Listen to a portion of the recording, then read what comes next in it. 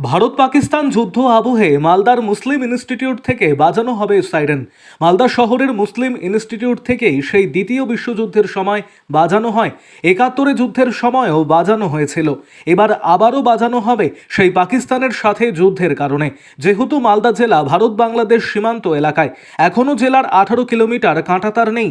বারবার উগ্র মৌলবাদী জঙ্গি সংগঠনগুলির সদস্যরা করিডোর হিসাবে ব্যবহার করছে মালদাকে। নদীপথেও বাংলাদেশ থেকে ঢুকে পড়া যায়, নদীপথেই সহজেই যাওয়া যায় ঝাড়খণ্ড, বিহার বা ঝাড়খণ্ড হয়ে সড়ক পথেই নেপাল যাওয়া যায় একাধিক রাস্তা ধরে খুব সহজেই। আর সে কারণে জাল নোট, অস্ত্র, মাদক পাচারের পাশাপাশি জঙ্গি অনুপ্রবেশ সেই মালদাকে ব্যবহার করেই এসেছে। সে কারণেই যুদ্ধের আবহে মালদায় তীক্ষ্ণ নজরদারি রয়েছে। সব রকমভাবে সরকারি আধিকারিকদের প্রস্তুত থাকতে বলা হয়েছে। তৎপর সিভিল ডিফেন্স।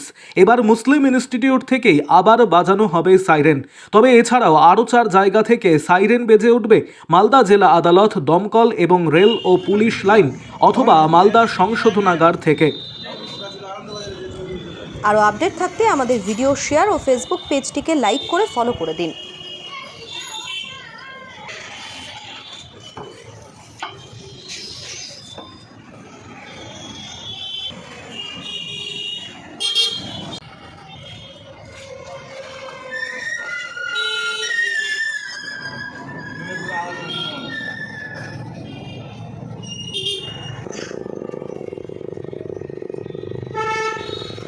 দেখলাম এখন দেশের একটা যুদ্ধ পরিস্থিতি, কি কি জানানো হয়েছে প্রশাসন থেকে? সাইরেনের কি ব্যবস্থা?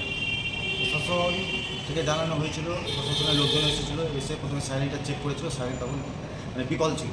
তারপরে ওরা আবার মিস্ত্রি নিয়ে আসলো, নিয়ে এসে সাইরেনটাকে খুলে নিয়ে গেল। 3-4 দিন আগে খুলে নিয়ে এসে আবার ঠিক করে ওটা লাগানো হলো আমাদের মালদা মুসলিম ডিস্ট্রিক্ট। যুদ্ধকালীন পরিস্থিতি চলছে, কখন কী প্রয়োজন জনগণের স্বার্থে, জনগণ যেন বিপদ না পড়ে, সেখানে অ্যালার্টের জন্য এটা আবার ঠিকঠাক করে বসানো। এর আগে কখন বেজেছিল? এর আগে বাস্তব আজ থেকে 15 বছর আগে সকাল 9টার টাইম ছিল। ওই টাইমে সিভিল ডিফেন্সের লোকরা এসে বাজাতো। 1971 বেজেছিল? 1971 বেজেছিল।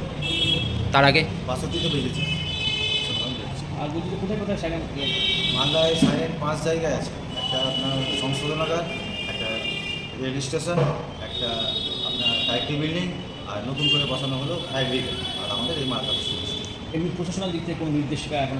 প্রশাসনের দিক থেকে নির্দেশিকা বলতে যে ওনারা বললেন যে এখানে সাইরেনটা আছে, হ্যাঁ আছে, এখানে সাইরেনটা বাজানো হবে আবার রুটিন মাফিক। কারণ হ্যাঁ, কোনো প্রবলেম নেই। আমাদের দেশের সাথে যা যা করণীয় আমাদের, আমরা দেশের সঙ্গে আছি। এটা আপনার প্রশাসনিক কর্তা ব্যক্তিরা এটা অপারেট করবে, আর ওনারাই এটা দেখভাল করবে। কোনো মহড়া টহরা টেস্ট হওয়ার কোনো নির্দেশ দিয়েছে ইতিমধ্যে? না, ইতিমধ্যে কোনো আমাদের কাছে এখন লিখিত কোনো কিছু আসেনি। আসলে আমরা অবশ্যই জানাবো। মানে আপনাদের তরফ থেকে প্রস্তুত? আমরা আমাদের তরফ থেকে প্রস্তুত। আপনার নাম এবং কোন দায়িত্ব আছে? আমার নাম হচ্ছে বর্মি আহমেদ, আমি মালদা মুসলিম ডিস্ট্রিক্টের বর্তমান সেক্রেটারি।